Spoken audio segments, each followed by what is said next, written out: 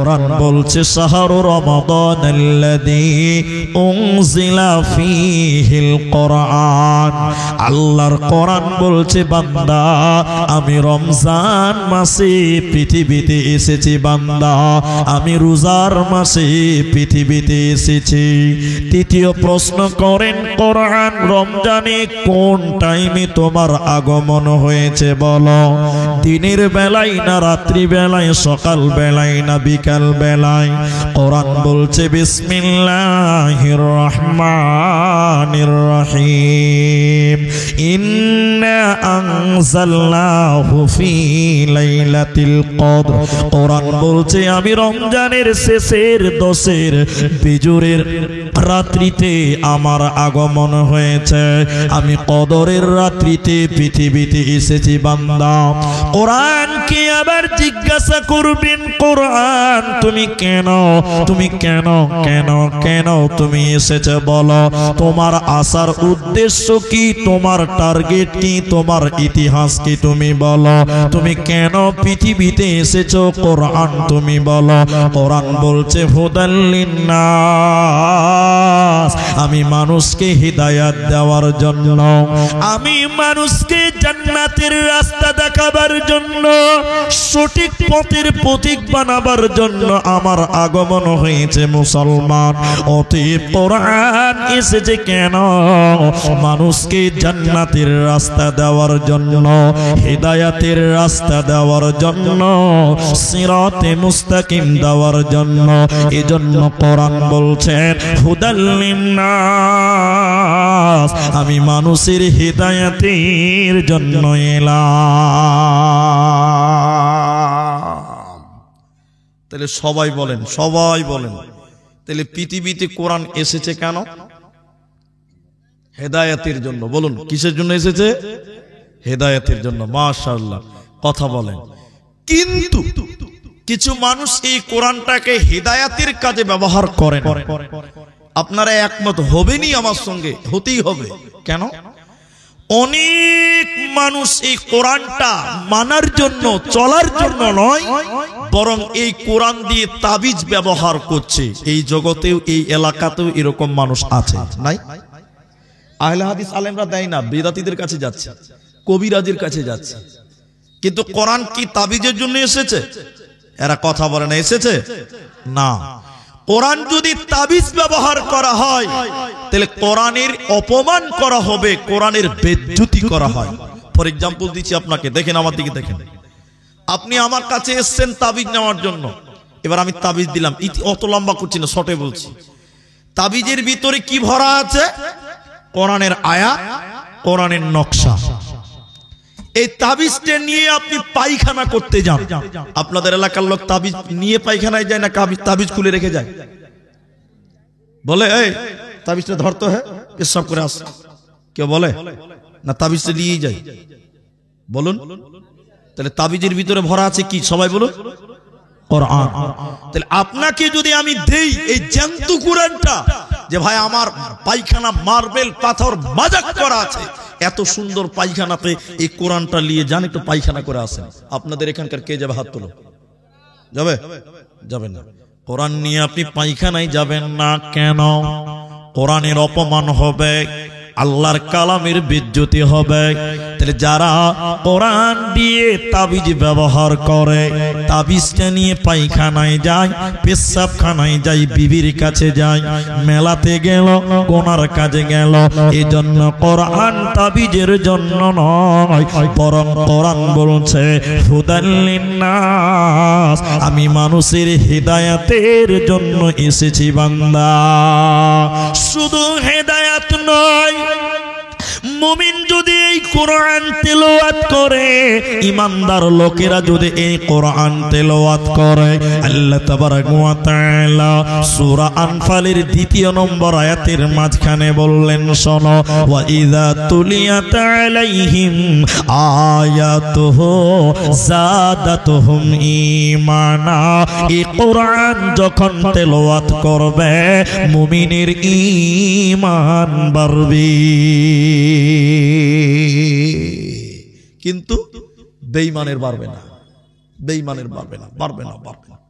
বাস্তব কথা বলছি আপনাকে। আমরা সবাই বলেন একটু দেখি আবার, ডক্টর ওয়াসিম রেজভি নাম শুনেছেন তো লোকটার? জি ভাই, না হারকা না ধারকা, মানে বুঝেন না, এখন হিন্দুরা পুষছে না মুসলমানেরা পুষছে, অথচ সে লোভে হোক যে কোনো কারণে হোক ইসলাম ধর্ম ত্যাগ করেছে। এদিকে দেখেন, ও যখন ইসলাম ধর্ম ত্যাগ করে, আমরা পেপার পত্রিকায় দেখেছি, পড়েছি, সে কোরআন এরকম হাতে নিয়ে বলেছিল এই কোরআন থেকে 26টা আয়াতকে কেটে বাদ দিয়ে দিতে হবে। বলুন নাউযুবিল্লাহ। আচ্ছা বলুন, কোরআন থেকে 26টা আয়াতকে যে চিহ্নিত করতে পেরেছে, ও নিশ্চয়ই কোরআন পড়েছে। কি বলছেন, পড়ে নাই? আরে পড়েছে মানে আপনার আমার চাইতে বেশি পড়েছে, তরজমা সহ পড়েছে, কিন্তু সে লোকটা হেদায়েত পেল না, বেঈমান হলো, গোমরাহ। তাহলে আল্লাহ যে বলছেন ঈমান বাড়বে, এই মুলিসের আল্লাহ যে বলছি ঈমান বাড়বে, ফর এক্সাম্পল দিলে বুঝতে পারবেন। আর একটু কথা বলি তাইলে বুঝতে পারবেন। এই যে রাস্তাতে গাড়ি চলছে এখন 3 চাকা, তার নাম টোটো। টোটো বুঝেন তো? পিলপিলি, পিলপিলি আমাদের দেশে পিলপিলি বলে, পিলপিলি ওই পিলপিল করে চলে, তো ওই লেগে বলে পিলপিলি। আচ্ছা, এই টোটো গাড়িটা চলে ব্যাটারিতে। কিসে চলে? এখন আপনাদের এই ভাটল হাটে একটা দোকানি, ওর কাজ হলো ব্যাটারি চার্জ করা। 12টা ব্যাটারি দোকানের বারান্দাতে লাগিয়েছে, ওই ব্যাটারির কানে তার লাগিয়ে দিচ্ছে, চার্জ হচ্ছে, সন্ধ্যাবেলা ডেলিভারি হবে। টোটোওয়ালা লিবে, ইনভার্টারওয়ালা লিবে, আর কেউ লিবে। একটা মোটা হোস, খেপা খেপা, পাগলা পাগলা, বুদ্ধি নাই। দোকানের বারান্দাতে বড় বড় প্লাস্টিক দেখে বড় বড় করে দেখছে, এ দোকানদার ভাই, এত বড় বড় প্লাস্টিকে কি হচ্ছে গো? কত খেপা, ব্যাটারিকে প্লাস্টিক বলছে, বুদ্ধি জ্ঞান নাই, খেপা হলে যা হয়। দোকানি বলছে খেপাকে আর কত ব্যাকরণ বুঝাবো। দোকানি সহজ বাংলায় বলে দিয়েছে, এই খেপা, এই প্লাস্টিকের ভিতরে কারেন্ট ভরছি, লাইট জ্বলবে, ফ্যান চলবে। খেপা মনে মনে বলছে যে প্লাস্টিকেও যদি কারেন্ট ভরা যায় আর ওই কারেন্ট দিয়ে যদি বাড়িতে লাইট জ্বালা যায়, খেপা বলছে যে আমার বাড়িটা অন্ধকার থাকবে কেন? কথা বুঝতে পারছেন কিনা? খেপা তাড়াতাড়ি বাড়ি চলে গেছে। ওর বাড়িতে বড় বড় প্লাস্টিকের বালতি ছিল, বয়ম ছিল, 1 বস্তা দোকানদারের সামনে ঢেলে দিয়ে বলছে, ভাই আমার বালতিগুলোতে খানিক কারেন্ট ভরে দাও, বাড়িটা লাইট জ্বালাবো। আচ্ছা বলুন, ওর প্লাস্টিকের কারেন্ট ঢুকবে? একটু হ্যাঁ না বলেন। দোকানি বলছে হবে না। খেপা তখন জামা গোটাইছে, হবে না মানে এখনি বললি যে প্লাস্টিকের কারেন্ট ভরছে, আমার বেলায় হবে না, ভাইজাম চলছে নাকি? খেপা যখন জামা গোটাইছে, ভয়ে থরথর করে কাঁপছে, কোথায় যে মারবে, আর ওর কোনো বিচার হবে না। খেপার কেউ বিচার করতে পারবে? ভয়ে কাঁপছে। এমন সময় একজন মাওলানা, এটা উপন্যাস, পৃথিবীতে ঘটেনি, এমন সময় একজন ব্যক্তি বলছে, এরে খেপা, এ খেপা শোন, তোর প্লাস্টিকে কারেন্ট ঢুকবে না, দোকানদারের প্লাস্টিকে কারেন্ট ঢুকবে কেন? এই দুটিতে বিরাট বড় পার্থক্য আছে, ফারাক আছে। পার্থক্য কি শুনিলে খেপা? দোকানদারের প্লাস্টিকের ব্যাটারির ভিতরে এসিড আছে, তামা আছে, ইঞ্জিন আছে, পানি আছে, এর জন্য ওর ভিতরে কারেন্ট ঢুকবে, চার্জ হবে। আর তোর প্লাস্টিকের ভিতরে কিছুই নাই, হাওয়া আছে, কিয়ামত পর্যন্ত তার লাগিয়ে রেখে দিল, তোর প্লাস্টিকের বয়মে কিন্তু কারেন্ট ঢুকবে না। আল্লাহ বলেছেন কোরআন তেলাওয়াত করলে ঈমান বাড়বে। তাহলে ওয়াসিম রিজভির ঈমান বাড়লো না কেন? আল্লাহ আয়াতের শুরুতে মুমিনের কথা বলেছে, কোরআন যে ঈমানের সঙ্গে কোরআন পড়বে, এটা আল্লাহর কালাম বিশ্বাস করে যে কোরআন তেলাওয়াত করবে, ওর ঈমান বাড়বে, ঈমানের তারাক্কি হবে। আর যে ব্যক্তিটা সন্দেহ করে কোরআন তেলাওয়াত করবে রে, ওর কিন্তু ঈমান বাড়বে না, বাড়বে না, বাড়বে না। এরই নাম কোরআন। তাই আল্লাহ তাবারাক ওয়া তাআলা সূরা বাকারা সূরা নাম্বার 2 পারা নাম্বার 2 রুকু নাম্বার 21 লাইন নাম্বার 12 আয়াত নাম্বার 177 এর মাঝখানে আল্লাহ বলেন, ওয়াল কিতাব, আমার যত কিতাব আছে রে, আমার যত কিতাব আছে, তাওরাত বলেন, ইনজিল বলেন, জবুর বলেন, কোরআন বলেন, বুঝাবার জন্য আমি এক বচন বলছি, ওয়াল কিতাব, বামা'না ওয়াল কোরআন, আমার কোরআনের উপরে তোদের ঈমান রাখতে হবে, আমার কোরআনের উপরে তোরা ঈমান রাখবি। যদি তোরা মুত্তাকি হয়ে জান্নাতে যাবে তাহলে তোমরা আমার কোরআনের উপরে ঈমান রাখবি। সবাই বলেন, এদিকে দেখেন একবার, আমার দিকে দেখেন, এই কিতাবে কোনো ভেজাল আছে? সবাইকে বলতে বলেছি, কোনো সন্দেহ আছে? কোরআন যা বলেছেন সব ঠিক। আপনার বুঝে আসছে না, আমার বুঝে আসছে না, এটা আমাদের ব্যর্থতা। কিন্তু কোরআন যা বলেছে সব, বলুন, সব ঠিক বলেছে। কিন্তু এই কোরআনের উপরে ঈমান আনতে হবে। আমি অনেকটা দলিল দিলাম, সূরা বাকারাতে দেখবেন। এবার আমি আপনাকে বলি, মুশরিক ডাইরেক্ট মক্কার কুফারেরা, মুশরিকেরা এই কোরআনের উপরে ঈমান আনতো না বা আনেনি। তারা এই কোরআনকে সন্দেহ করেছিল, করেনি? বলুন, করেছে না? মুহাম্মদ সাল্লাল্লাহু আলাইহি সাল্লামকে বলছে কবি। মুহাম্মদ সাল্লাল্লাহু আলাইহি সাল্লামকে কি বলেছিল? কবি। আপনারা কবি নজরুলের নাম শুনেছেন, কবি রবীন্দ্রনাথের নাম শুনেছেন, ধীরেন্দ্রনাথের নাম শুনেছেন, আরো আরো আরো। কবিতা কাকে বলে? আতা গাছে তোতা পাখি, ডালিম গাছে, জানেন না? যেটা বললে কি গুনাহ হবে? একে কবিতা বলে। তো মুহাম্মদ সাল্লাল্লাহু আলাইহি সাল্লামকে কবি বললেন কেন? খুব মনোযোগ দিয়ে কথাটা বুঝেন। আমি বলছি, আপনি খালি একটু আমার সঙ্গে ঠুট মেলান। বিসমিল্লাহির রহমানির রহিম। ইন্না আ'তাইনাকাল কাউসার। সার শেষের অক্ষরটা কি? র র র। আলিফ বা তা সাথে কি আছে? র আছে না? ইন্না আ'তাইনাকাল কাউসার। সার লাস্টে কি আছে? সবাই বলে র। দ্বিতীয় আয়াতটা পড়েন, ফাসাল্লি লিরাব্বিকা ওয়ানহার। কি আছে শেষে? র। 3 নম্বর আয়াতটা পড়েন, ইন্না শানিয়াকা হুয়াল আবতার। শেষে কি আছে? র। কবিতার মতন মিল আছে না নাই? একটু হ্যাঁ না বলেন। শুধু তাই নয়, কোরআনের হাফিজ আমি নই, এরপরও আপনাকে বুঝাবার জন্য বলছি। দেখেন, বিসমিল্লাহির রহমানির রহিম। ওয়াশ শামসি ওয়া দুহাহা ওয়াল কমারি ইযা তালাহা ওয়ান নাহারি ইযা জাল্লাহা ওয়াল লাইলি ইযা ইয়াগশাহা ওয়াস সামাই ওয়া মা বানাহা ওয়াল আরদি ওয়া মা তাহাহা ওয়া নাফসিন ওয়া মা সাওয়াহা ফাআলহামাহা ফুজুরাহা ওয়া তাকওয়াহা। সব শেষে হা হা হা। এই জন্য মক্কার মুশরিকেরা বলেছিল, মক্কার কাফেররা বলেছিল মুহাম্মদ কবি হয়ে গেছে। আর এই কোরআনকে তারা অস্বীকার করে বলেছিল এটা আল্লাহর কালাম নয়, এটা নবী মুহাম্মদুর রাসূলুল্লাহ সাল্লাল্লাহু আলাইহি ওয়াসাল্লাম বাড়িতে বসে বসে বানিয়েছে। নবীজি গল্পের মতন, কবিতার মতন বাড়িতে বসে বসে লিখেছে। এটা আল্লাহর কথা নয়, এটা আল্লাহর কালাম নয়, এটা নবীজির বানানো গল্প, এটা নবীজির বানানো কালাম। ওরা অস্বীকার করেছিল, কোরআনকে তারা মেনে নেয় নাই। আল্লাহ তাবারাক ওয়া তাআলা কাফেরদের উদ্দেশ্যে, কাফেরদের চ্যালেঞ্জ দিয়ে আল্লাহ কোরআনে আয়াত নাজিল করলেন, হে মুশরিকের দল, হে মক্কার কাফেরের দলেরা, তোমরা যদি বলো এই কোরআনটা আল্লাহর কালাম নয়, নবীজি বাড়িতে বানিয়েছে, তাহলে আমি আল্লাহ বলি শোনো, তোমরাও মানুষ, নবীও মানুষ, তোমরাও মানুষ।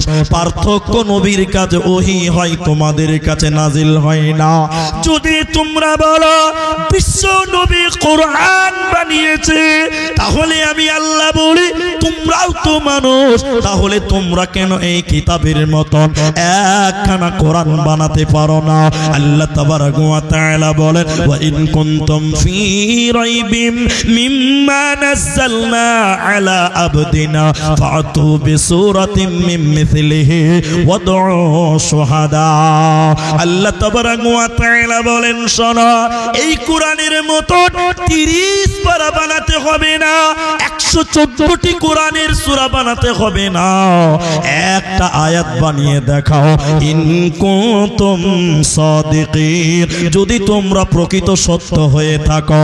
পৃথিবীর কেউ কোরআন বানাতে পারেনি, ভবিষ্যতেও কেউ পারবে না।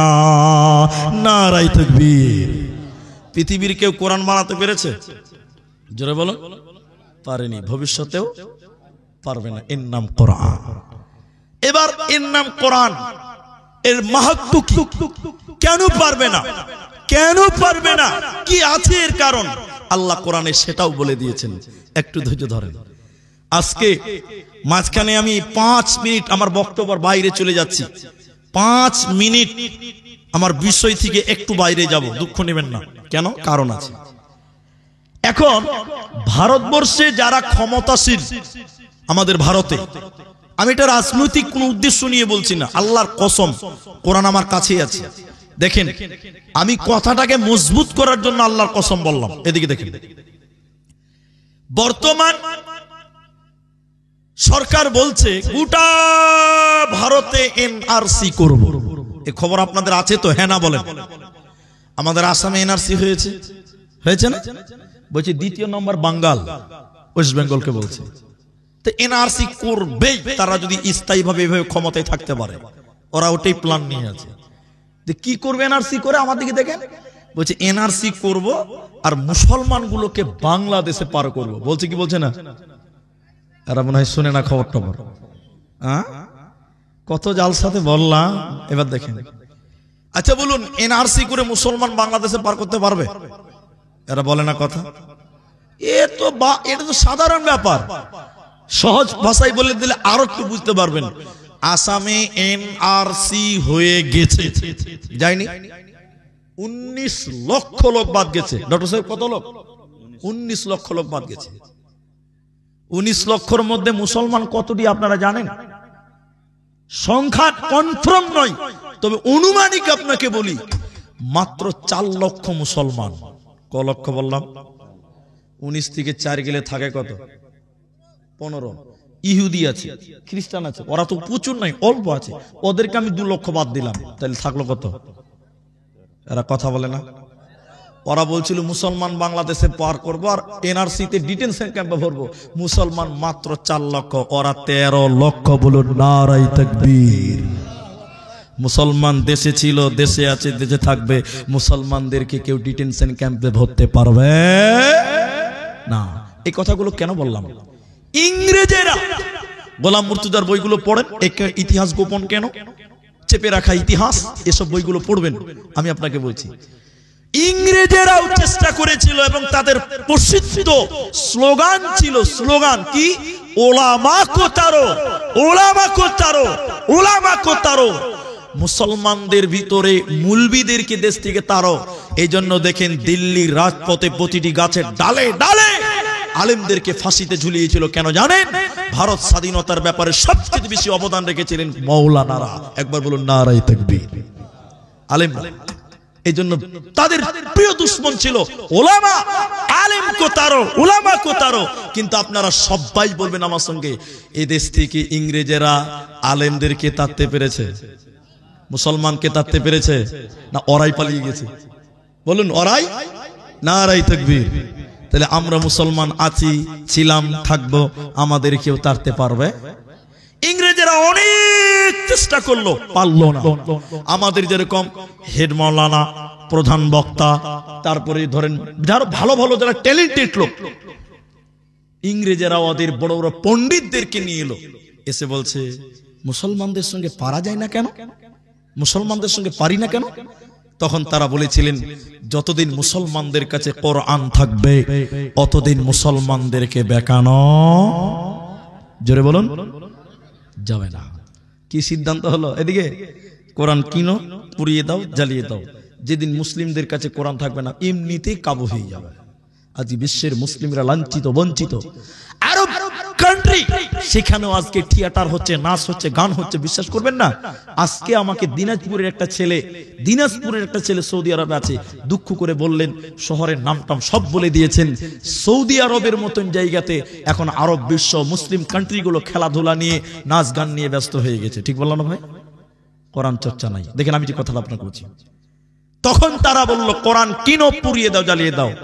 এইটুকু বানিয়ে বানিয়ে বলছি, এইটুকু বুঝাবার জন্য বলছি। খাড়ি গোপালপুর মাদ্রাসা, একজন বেঈমান নাস্তিক আমার মতন লম্বা পাঞ্জাবি পড়েছে। আসলে লোকটা কি মুলবি না ডুপ্লিকেট? ডুপ্লিকেট মাল, জাল। এই মাদ্রাসায় যে হেড মাওলানা আছে, মুলি সাহেব আপনাদের মাদ্রাসায় কোরআন আছে? আচ্ছা, ইনাকে যদি জিজ্ঞাসা করা হয় আপনাদের মাদ্রাসায় কোরআন আছে, উনি উত্তর কি দিবে? এই আপনার মাথায় গোবর আছে নাকি? হ্যাঁ, মাদ্রাসায় কোরআন থাকবে না? থাকবে কি থাকবে না? তো হেড মুলি বলছি, ই কি প্রশ্ন রে বাবা, মাদ্রাসায় কোরআন থাকবে না? আছে। বলছে কতটি আছে মুলি স্যার? বলছে মেলা আছে। কতটি লিবে?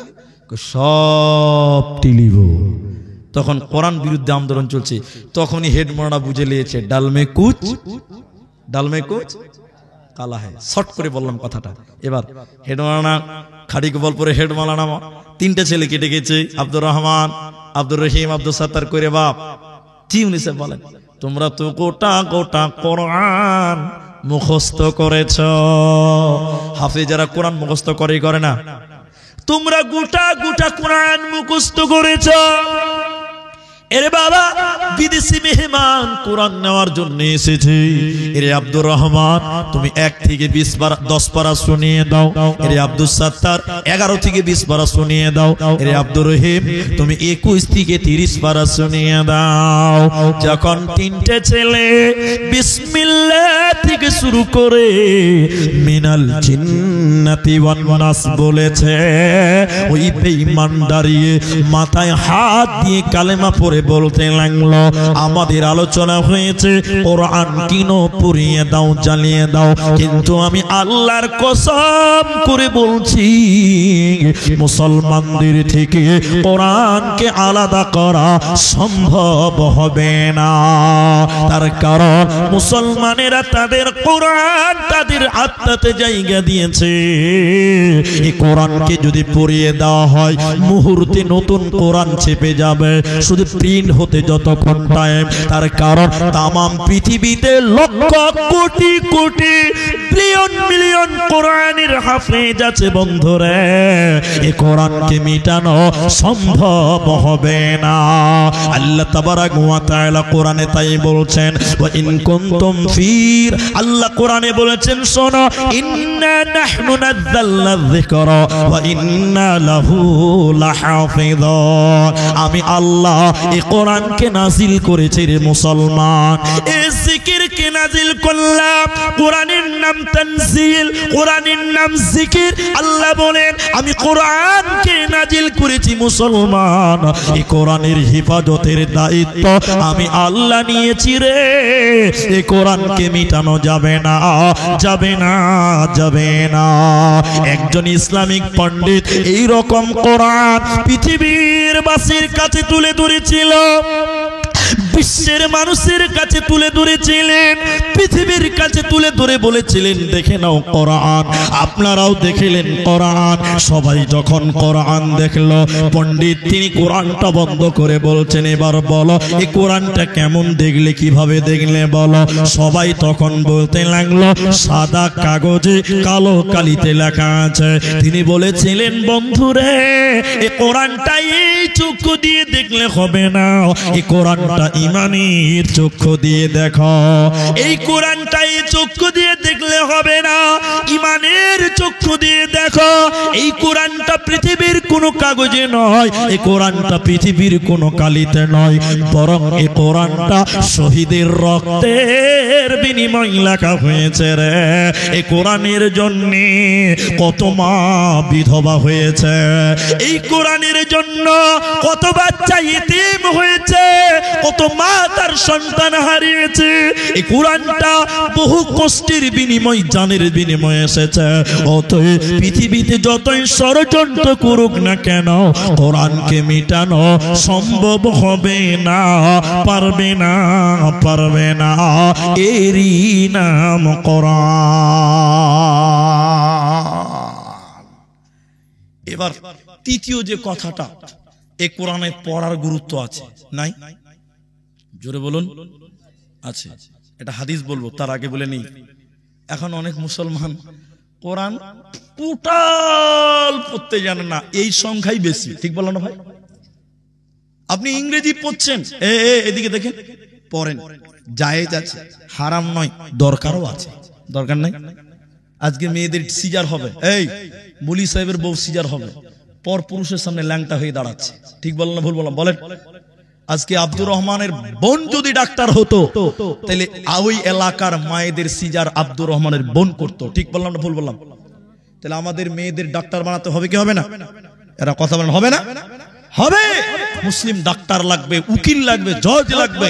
একজন নেতা, তার নামটা আমি বললাম না, এটা রাজনৈতিক মাঠ নয়, তিনি বলেছিলেন অনেক হয়েছে মাস্টার, অনেক হয়েছে ডাক্তার, সব বাদ দাও, ভারতবর্ষে গৌরবের সঙ্গে বাঁচতে গেলে ছেলে মেয়েদেরকে উকিল বানাও, জজ বানাও, হাকিম বানাও। কারণ তুমি জানো না, পার্লামেন্টে বলুন আর কোর্টে বলুন, সব মামলাই যেন মুসলমানদের বিপক্ষে এখন দাঁড়িয়ে যাচ্ছে। ঠিক বললো না ভাই? উকিল ঘরে ঘরে তৈরি করতে হবে। তাহলে উকিল করতে গেলে কি খালি ইয়াসিনুল কোরআনিল হাকিম এটা পড়লে হবে? আমি কোরআনকে ছোট করছি না, নাউজুবিল্লাহ, আস্তাগফিরুল্লাহ, না। তাহলে তোমার ইংরেজির দরকার আছে, আবার একবার হ্যাঁ না বলো।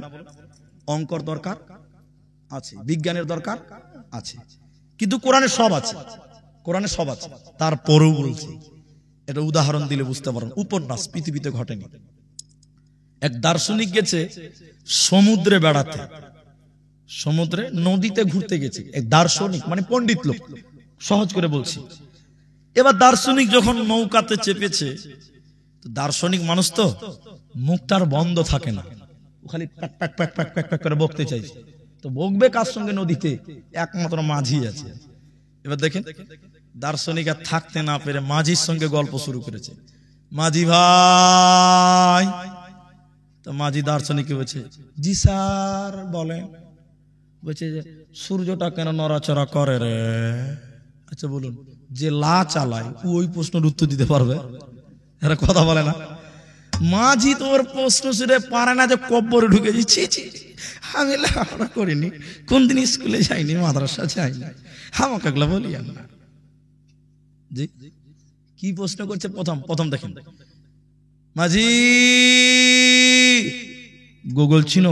গুগল এখনকার ছেলেরা গুগল চিনে না, মোবাইলে গুগল নাই। তো মাঝি বলছে, ছি ছি ছি, ওগুলা বলিয়েন না, কোনদিন লেখাপড়া করিনি, স্কুল কোনদিন পড়াশোনা করিনি। মাঝির কথা শুনে দার্শনিক আহ আহ আহ আহ আহ আহ মজা লিছে, হাস, দাঁত বের করে করে হাস। ফের জিজ্ঞাসা করছে, মাঝি রে, ও তখন এই দার্শনিক বলছে, এ মাঝি, তোর জীবনটা 4 আনাই মিছে। মানুষের জীবন কয় আনা? 16 আনা। মানুষের জীবন কয় আনা? তো এক প্রশ্নের উত্তর দিতে পারলো না, বলছে তোর জীবনটা 4 আনাই শেষ, থাকলো কত? 12। ফের খানিকক্ষণ পর মাঝিকে বলছে, মাঝি রে, জি। বলছে, বিজ্ঞান বুঝিস? বিজ্ঞান না না, ওগুলো কিছু বলিয়ে না, আমরা লেখাপড়াটা করে নি। নৌকা মাঝির কথা শুনে দার্শনিক আহ আহ আহ আহ করে হাসছে আর মজা লিছে। দেবো যে তোর জীবনটা 8 আনাই মিছে, থাকলো কত? 8 আনা। আবার জিজ্ঞাসা করছে একটু পরেই দার্শনিক, মাঝি ইতিহাস চিনো? ইতিহাস ইতিহাস। তখন মাঝি হাসতে হাসতে বলছে, এবার মনে হয় চিনে লিয়েছে। বলে কি করে চিনবি? বলছে, আমি বিয়ে করেছি আমার শ্বশুর বাড়ির নদীর ধারে, আমার শাশুড়ি মা আমাকে রাজা হাঁস খিলিয়েছিল, ওইটাই কি ইতিহাস? মাঝি তখন মাঝির কথা শুনে দার্শনিক হি হি করে হাসতে হাসতে বলছে, তোর জীবনটা 12 আনাই মিছে, থাকলো কত? মাত্র 4 আনা আছে। নদী একদম মাঝখানে, নৌকা চলে গেছে নদীর মাঝখানে। এমন সময় কালো মেঘ, ঝড়, বাতাস, বিজলি, নদীর পানি এরকম থই থই থই থই, মানে ইংরেজিতে ড্যান্স করছে এরকম ব্যাপার। নদীর পানি এরকম করছে, এরকম করছে, নৌকা ডুববে ডুববে অবস্থা। তখন মাঝি নৌকা তো চালাচ্ছে, ও তো শিয়ানা হয়ে আছে, এদিকে দিকে দার্শনিক ঝড় দেখে, নদীর নাচা কোদা দেখে ওর ভিতরে ভয় ঢুকে গেছে। দার্শনিক এবার ওই মাঝির কানে কানে কানে কানে যে আস্তে আস্তে বলছে, মাঝি নৌকা ডুববে নাকি? এতক্ষণ খুব হাসছিল, নৌকা ডুববে নাকি। মাঝি এবার শুরু করলে, ইতিহাস জানো, বিজ্ঞান জানো, গগল জানো, আর্টস জানো, কমার্স জানো, সায়েন্স জানো, হিস্টোরি জানো, ইংলিশ জানো, বিজ্ঞান জানো, সাঁতার জানো বাবু। যেই বলেছে সাঁতার জানো বাবু, দার্শনিক মাথা হিলাইছে। মূর্খ মাঝি বলে, বাবু এখন কেনে কাবু, টুক করে নৌকা ডুবে গেছে। যেই নৌকা ডুবা, একদম বিনা ভিসা পাসপোর্টে বাংলাদেশ। আর মাঝি তো দাদুর কাছ থেকে নৌকা ছিল, বাপ দাদার কাছ থেকে শিখছে। কোন রকম সাঁতার কাটতে কাটতে বাবলার ডাল ধরে বাজে, দেখি প্যাসেঞ্জারের খবর দিলেই, টাকা তো দিলেই না, দেখছে বিনা ভিসা পাসপোর্টে বাংলাদেশ ঢুকছে। মাঝি যেটা বলছে, বন্ধুরে আমি 3 সাবজেক্টে ফেল করেছি, এখনো আমার 4 আনা বেঁচে আছে, আর তুমি সাঁতার জানো না, 1 সাবজেক্ট ফেল করে তোমার 16 আনাই মিছে। ঠিক বলো না? বলো। দুনিয়াতে ইংরেজি জানো, বিজ্ঞান জানো, সায়েন্স জানো, আর্টস জানো, কমার্স জানো, যেদিন কিয়ামতের ঝড় উঠবে ফেরেশতা বলবে কোরআন জানো বাবু, সেদিন কি জবাব দিবেন বন্ধু আমার? এই জন্য কোরআন পড়লে নেকি হয়, কোরআন শুনলে নেকি হয়, কোরআনের পেছনে টাকা দিলে নেকি হয়, কোরআনের পেছনে শ্রম দিলে নেকি হয়, কোরআনের টোটালটা নেকি ভরা রয়েছে। শুনেলেন মুসলমান, শুনেলেন কিয়ামতের দিন 2টি জিনিসের সাক্ষী আল্লাহ কবুল করবেন, মঞ্জুর করবেন। 2টির ভিতরে একটির নাম কোরআন। কোরআন আল্লাহকে কিয়ামতের দিন বলবে, আল্লাহ তোমার এই বান্দা কোরআন তেলাওয়াত করেছিল, আমার তেলাওয়াত করেছিল, আল্লাহ তুমি আমার সাক্ষী গ্রহণ করো, আল্লাহ তুমি আমার সুপারিশ মঞ্জুর করো। আল্লাহ কোরআনের সুপারিশ মঞ্জুর করবেন, আর আল্লাহ তাকে ক্ষমা করে জান্নাতে দেবে। ওতে মুসলমান তুমি কোরআন তেলাওয়াত করো, কি লাভ হবে শুনে নাও। নবীজি বলেছেন, আলিফ লাম মিম, 3খানা হরফ যে পাঠ করবে আল্লাহ তার আমল নামায় 30টা নেকি দিবে। সুবহানাল্লাহ বলে, 30 নেকি শতে শত আল্লাহ আমল নামায় দিবে। পৃথিবীতে এমন কোন কিতাব আছে কিনা আমি জানি না। এদিকে দেখেন, আমাদের দেখেন, এটা লোক লন্ডন থেকে কিতাব নিয়ে এসেছেন, 1.5 লক্ষ টাকা দাম। এদিকে আমার দিকে দেখেন, সারাদিন বিন বিন বিন বিন করে কিতাবটা পড়ছে, কিতাবটা 1.5 লক্ষ টাকা দাম। আচ্ছা বলুন, এই কিতাবটা পড়লে জ্ঞান, ওই কিতাবটা, এটার কথা বলছি না আমি, 1.5 লক্ষ টাকা দামি কিতাব বলছি, ওই কিতাবটা পড়লে জ্ঞান বাড়বে, গ্যারান্টি দেওয়া যাবে? কারণ অনেক বই পড়ে মানুষ আরো গোমরাহ হচ্ছে, যে পথভ্রষ্ট হচ্ছে, অনেক বই পৃথিবীতে আছে। তাহলে জ্ঞান বাড়বে, গ্যারান্টি দেওয়া, নেকি পাওয়া যাবে? বলুন, নেকি পাবে? 1 কানা করে নেকি পাবে না, কিন্তু কোরআন পড়লে নেকি হবে। শুধু হবে না, প্রতিটা অক্ষরে অক্ষরে 10টা করে নেকি আল্লাহ দেবে। আরেকবার বলুন সুবহানাল্লাহ। মাঝখানে একটা কথা মনে পড়লো, না বললে মনে হচ্ছে গুনাহগার হয়ে যাব, তাই বলছি। এখন অনেক মুসলমানদের গাড়িতে লেখা আছে 786, দেখেছেন আপনারা? নাই? অনেক মুসলমানের গেটে বাড়ি করেছে, মূর্খ, বুঝে না, ধর্ম জানে না, বাড়ির গেটে লিখেছে 786। আমি কসম করে বলছি কথাটা, বর্ধমান জেলা, পূর্ব বর্ধমান জেলা, গ্রামের নাম খড়দত্তপাড়া, মাদ্রাসা জালসা ছিল, গতবারের কথা বলছি। মাদ্রাসার গেটে এত লাইটিং করেছে, মেন গেটে লেখা আছে 786। তারা বক্তারা একটু চালাক বেশি, বুঝলেন, কাউকে অত সহজে ছাড়ি না। স্টেজে গিয়ে রাত 1টা বেজেছে, কটা তখন স্টেজে দিয়েছে আমাকে। তো আমি বললাম বক্তব্য পরে হবে, 786 মানেটা বলেন তো ভাই। গেটে লেখা ছিল, দেখলাম। একটা লোক আমাকে বলছে, মৌলভী সাহেব এটাই জানেন না? ওতে আবার বক্তা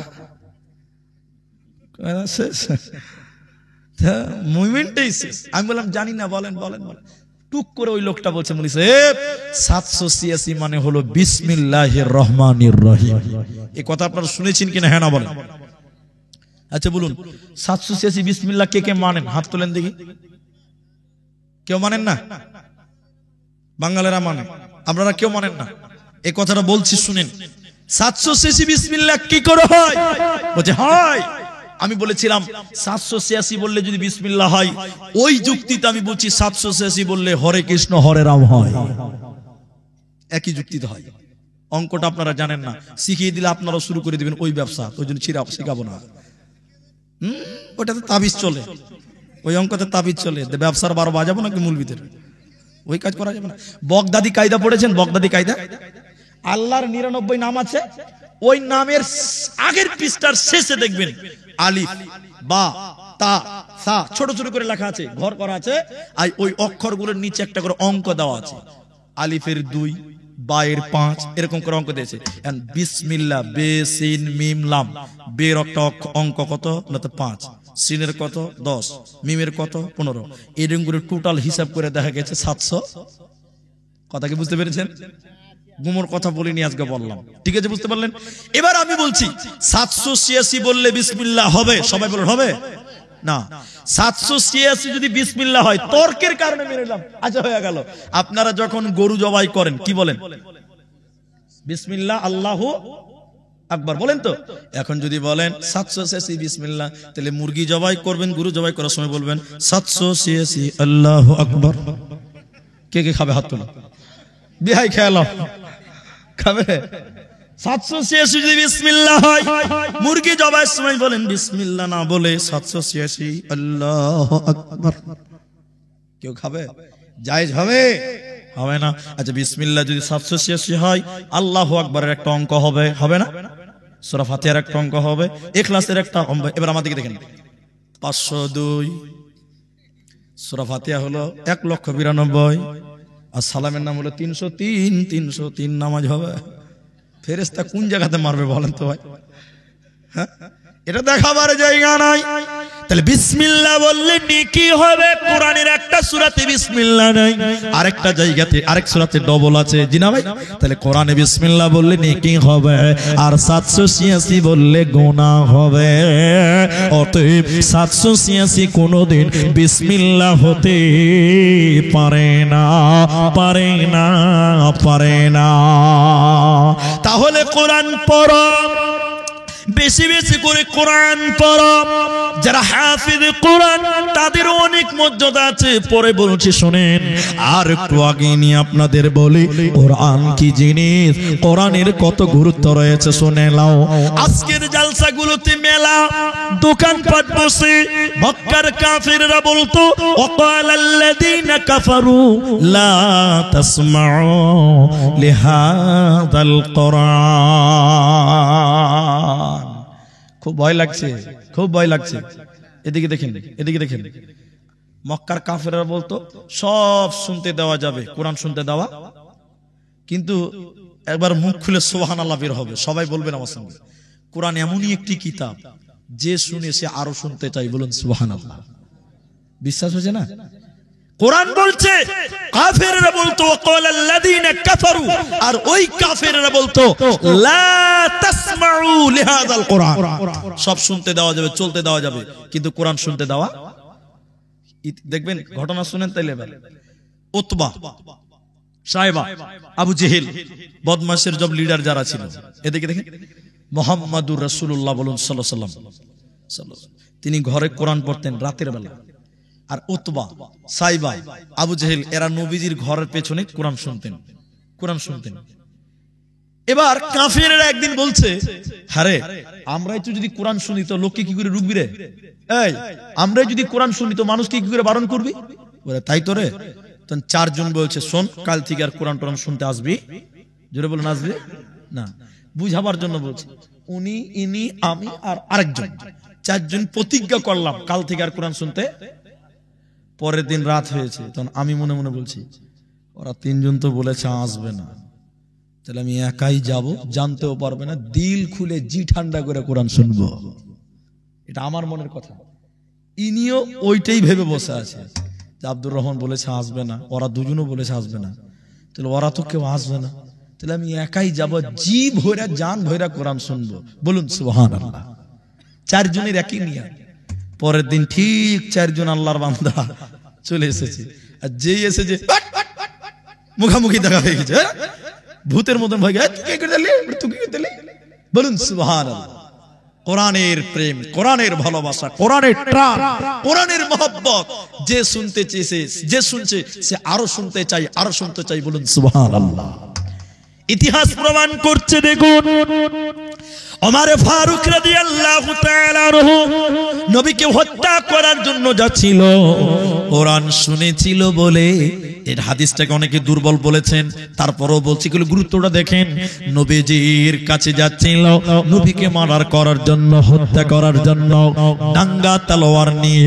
রাস্তাতে ঘটনা ঘটলো অন্যরকম। বোনের বাড়িতে গেল, কোরআন শুনেছিল বোনের বাড়িতে, মেরেছিল বোন জামাইকে। এরপরে বলেছিল, কি তোমরা তেলাওয়াত করছিলে বলো। বোন জামাই বলল, যে পড়ছিলাম সেটা হলো কোরআন। কার কাছে পাওয়া যাবে? তিনি হলেন নবী মুহাম্মদুর রাসূলুল্লাহ সাল্লাল্লাহু আলাইহি ওয়াসাল্লাম। ওমর নবীজির কাছে গেল, এসেছিল হত্যা করার জন্য। লম্বা ইতিহাস বলছি না, সাহাবীরাও ভীত সন্ত্রস্ত হয়ে গেছিল। ওমর নবীজির সামনে গেলেন, হাঁটু গেড়ে বসলেন, তলোয়ার উল্টো পিঠ করে নবীজির হাতে রাখলেন। নবীজির হাতে হাত রেখে কালেমা পড়ে ঈমান এনেছিলেন। বলুন সুবহানাল্লাহ। এরই নাম কোরআন। মক্কার কাফেরেরা আরবে কাবাতে মানুষেরা হজ করতে আসতো, কাবা তাওয়াফ করার জন্য পৃথিবীর বিভিন্ন প্রান্ত থেকে আগে থেকে আসতো। আপনারা জানেন কাবা অনেক আগে থেকে ছিল। এবার কাফেরেরা বলে বেড়াতো, ও লোক সকলেরা, আমাদের এখানে একজন পাগল আছে, তোমরা সেই পাগলের কথা শুনবে না। পাগল মানে বিশ্ব নবীকে পাগল বলছে। বিদেশি লোকেরা বলে, কি ব্যাপার, কেমন পাগল, যার জন্য এলান করা হচ্ছে। দেখতে মানা করে না, শুনতে মানা করছে। দেখতে কেউ মানা করে না, বলছে পাগলের কথা শুনবে না। আশ্চর্য বেশ ব্যাপার, কেমন পাগল, যার কথা শুনতে মানা, দেখতে মানা নাই। বিদেশি লোকেরা বলছে, চলো চলো চলো, আমরা তাকে দেখবো পাগলটা কেমন, ওর কথা শুনবো না। কি করে শুনবি না, কি করে দেখবি? বলে কানে আঙুল ভরে দেয়। এদিকে দেখেন, কানের ভিতরে আঙুল ভরে দিল। দেওয়ার পর রসুলের সামনে গেল। আল্লাহর নবী কাবার সামনে হাকিমের পাথরে হেলান দিয়েছিল। আল্লাহর নবী সূরা রহমান, কেউ বলেছেন সূরা কাহাফ তেলাওয়াত করছিলেন। নবীজির মুখে যখন কালেমা কোরআন শুনলো, নবীজির চেহারা দেখে অবাক হয়ে গিয়ে বলেছিল, এটা কোনোদিন পাগল হতে পারে না, পারে না, পারে না।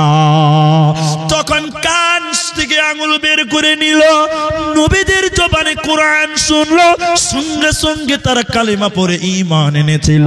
এটা ছিল কোরআনের পাওয়ার, এটা ছিল কোরআনের মহব্বত।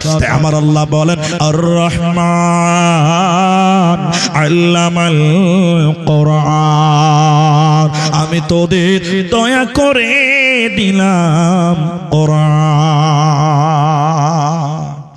কিছু ইশারাতে কিছু বুঝে নিতে হয়, কিছু ইশারাতে কিছু বুঝে নিতে হয়। তো আমি একটা কথা বলি, আমি তো 15 মিনিট 20 মিনিট বসেছিলাম স্টেজে, 40 বাজে, 1 ঘন্টা হলো প্রায় কাছাকাছি। কিন্তু ভয় লাগছে, একটু আগে বললাম কেন জানেন, 12টার পর লোক থাকবে, খুব ভয় লাগছে। এরা 2-3 জন দাঁড়িয়েছে, আর বলবো না। এমনি লোক কমতে লেগে গেছে, তখন রাগ করে পালাবে। তো শুনেন, আমি একটা কথা মাঝখানে বলি। সৈবর ভাই আছে এখানে, তো এরা যখন ডেট নেয়, তো গ্রামটা আমার খুব পরিচিত, নাম্বার এদের সেভ করা আছে। আগামী কালকে আমার বাড়িতে বিয়ে আছে। আমার বোন বলতে আমার বড়, তার বিয়ে আছে, দিদি। তো আমার আব্বা নাই, এটা অনেকেই জানেন, আমার আব্বা মারা গেছে। জালসা সবরে ছিলাম, 2-3 বছর হয়ে গেল। তো যেহেতু আমরা ভাই, যদি আমার বড়, তো ভাই হিসাবে আমাদের একটা দায়িত্ব আছে। বোনের বিয়ে দেওয়ার দায়িত্ব কাদের? ভাইদের এখন আছে, দাদা ভাইদের আছে। তো আগামীকালকে বিয়ে আছে, তো আমাকে ওই দিকটা খেয়াল রাখতে হচ্ছে। তো আমি বারবার ফোন করে বলছিলাম, কটায় দিবেন, কটায় দিবেন। 10:30 বলছিল, আলহামদুলিল্লাহ। তো আমি আপনাদেরকে শেষ কথা যেটা বলবো, আধা ঘন্টা টাইম আপনাদের আরো বসতে হবে, বসবেন ইনশাল্লাহ। 40 বাজে মানে ওইদিকে 10 অব্দি বসেন ইনশাল্লাহ, বলেন টাইম মতো দিলে 12টায় শেষ করতাম, এটা আমাদের সবারই জানা আছে যে 12টার পর লোক থাকবে। একবার তাকবীর দেন, নারায়ে তাকবীর, লিল্লাহি তাকবীর। ভাইজান দাঁড়িয়ে আছেন, বসে যান, ওখানেই বসে, আল্লাহ খুশি হবেন। আর কেউ উঠিয়েন না, পেশাব করার লাগলেও আর কেউ উঠিয়েন না ভাই। মনে করেন স্টেট বাসে বসে আছেন, দাঁড়িয়ে স্টপেজ নাই, পূর্ণিয়াতে, এই বিহার পূর্ণিয়াতে একটা বক্তা, নতুন বক্তা স্টেজ উঠছে, এদিকে দেখেন, এদিকে দেখেন, স্টেজ উঠছে, একটা যুবক ছেলে উঠছে, বক্তা বলছে, এই লড়কা, এই লড়কা কাহা যা রাহি হ্যায়? তো ছেলেটা বলছে, এটা মানে জানেন, পেশাব করবে, পেশাব করবে। তো বক্তা তখন বলছে, বেড়া বেড়া বেড়ো না, নওজওয়ান লড়কা, আরে 1 ঘন্টার জন্য বসো না, এটা ব্রেক দাও। মুলবি ধমক দিয়েছে, টুক করে বসে গেছে, পেশাব করা বাদ দিতে বসে গেছে। মুলবি 1 ঘন্টা বক্তব্য রেখেছে, কতক্ষণ দেখেছে?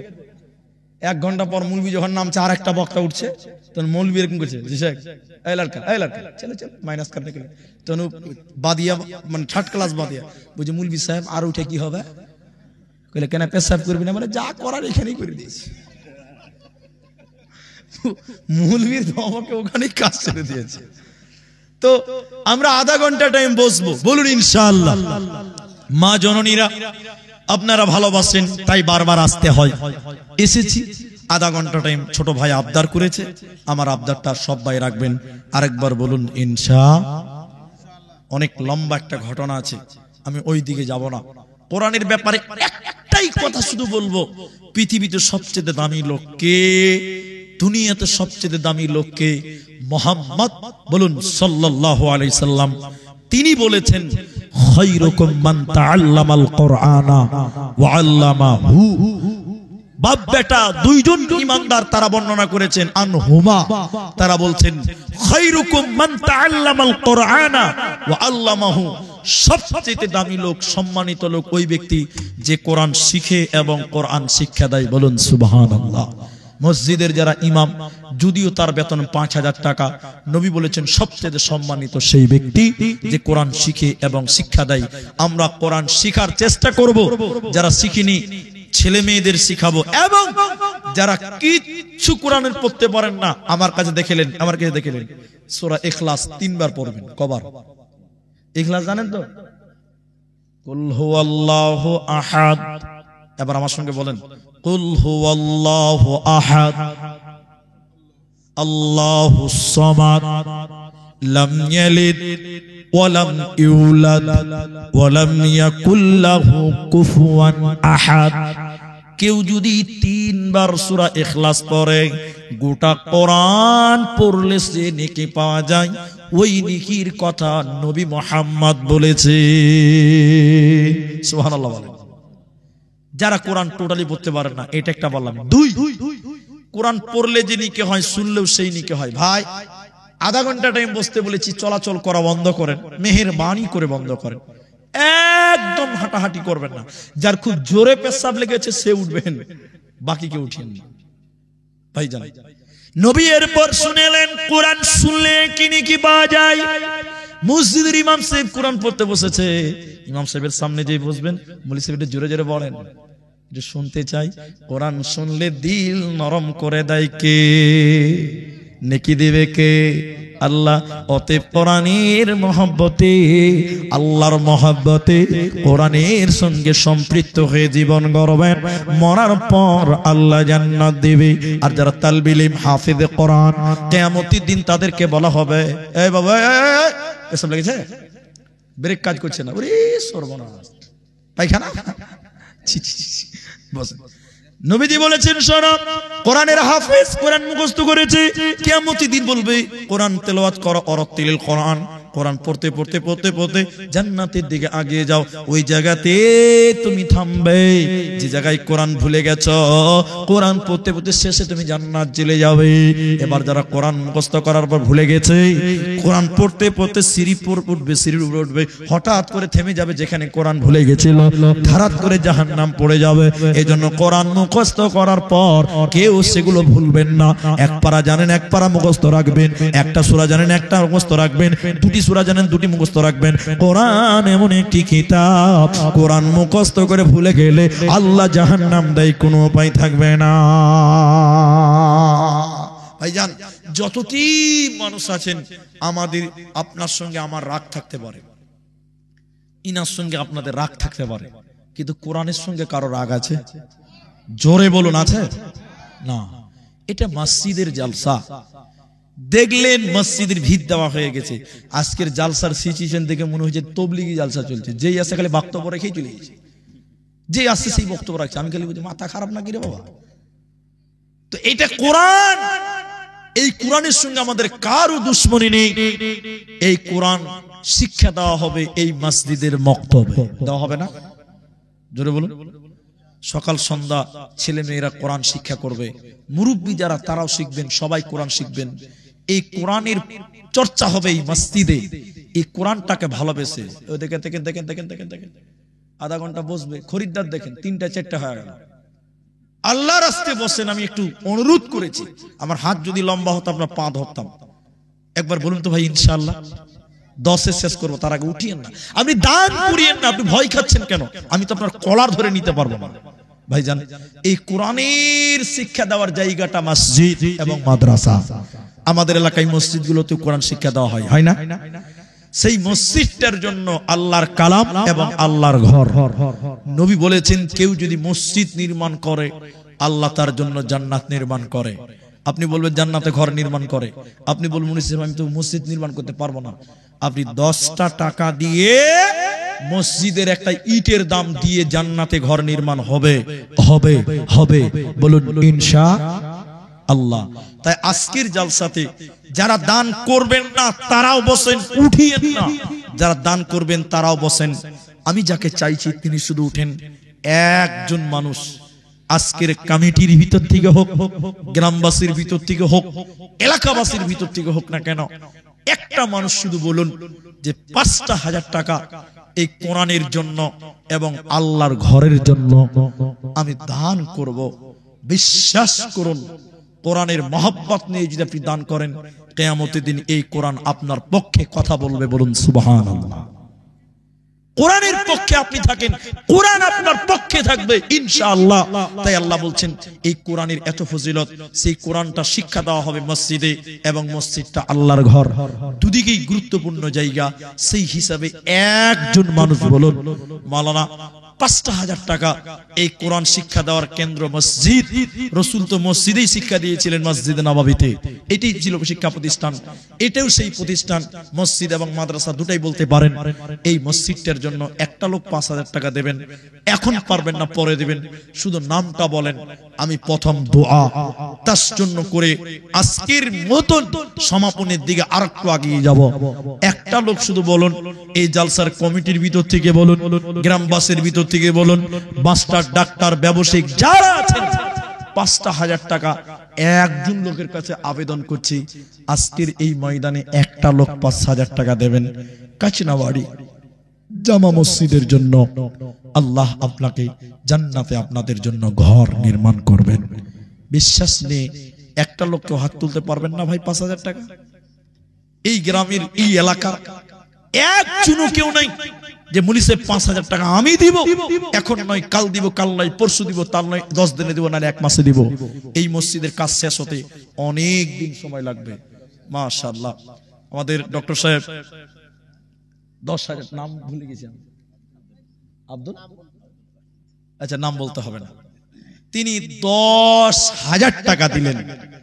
আমি শুধু এতটুকু কথা আপনাদের বলবো, উঠিয়েন না, দান না করলেও বসে থাকেন। কি নাম? গোয়ালিন কামাত, দোয়ারিন কামাত। আপনার নাম? বেল্লাল। আচ্ছা, বিল্লাত আলী। 500 দিয়েছেন, 4500 টাকা পরে। আপনারা একবার তাকবীর দেন তো, লিল্লাহি তাকবীর। আমি দোয়া করছি। 4,500 টাকা বাকি না? আচ্ছা ঠিক আছে, লিখে দেন। আপনারা কথা কম বলবেন, আপনারা কেউ উঠিয়েন না। দান করা নেকির কাজ, দান করা দেখাও নেকি, দানের কথা শোনাও নেকির কাজ। সবই হাদিস কোরআনের কথা, দানের কথা কোরআনে নাই আছে। আমি দোয়া করি ওই ভাইয়ের জন্য যে 5,000 টাকা দিলেন, 500 নগদ, 45 বাকিতে। আল্লাহ তুমি তার কামায়ে রুজিতে বরকত দান করো। আমরা বলি আল্লাহুম্মা আমিন। সবাই বলুন ভাই, আল্লাহ তার পরিবারের যারা মারা গেছে, যেই মারা গেছে, দাদু দাদি নানা নানি প্রতিবেশী আব্বা মা যেই হোক না কেন, এই 5,000 টাকার বদৌলতে আল্লাহ তুমি তার প্রতিবেশীর কবরের শাস্তিকে মাফ করে দাও। আরেকবার বলুন আল্লাহুম্মা আমিন। এতগুলো লোক আমিন বলবেন, কারো না কারো আমিন আল্লাহ কবুল করবেই। আল্লাহ আমার ডক্টর সাহেব তিনি 10,000 টাকা, আল্লাহ তুমি তার শরীর স্বাস্থ্যকে ভালো রাখো, বলুন একবার আল্লাহুম্মা আমিন। আল্লাহ তার রিজিকে তুমি বরকত দান করো, বলুন আল্লাহুম্মা আমিন। তো ডক্টর সাহেব গত বছর কত দিয়েছিলেন? গতবার কত দিয়েছিলেন? গতবার 30,000 টাকা দিয়েছিলেন। এবার মসজিদের অনেক কাজ, তো ও আগেও দিয়েছে না, তো আমি অপমান করব না, আপনি বসেন, দুঃখ নিবেন না। তো এক গাড়ির গিট্টির দাম অনেক নাকি? আল্লাহ অনেক টাকা দিয়েছে, জাযাকাল্লাহ। আল্লাহ তুমি তার পরিবারের সুখ শান্তি দাও। আরেকবার বলুন আল্লাহুম্মা আমিন। উঠে যাবেন না, দোয়া বলছি খালি আমিন বলেন।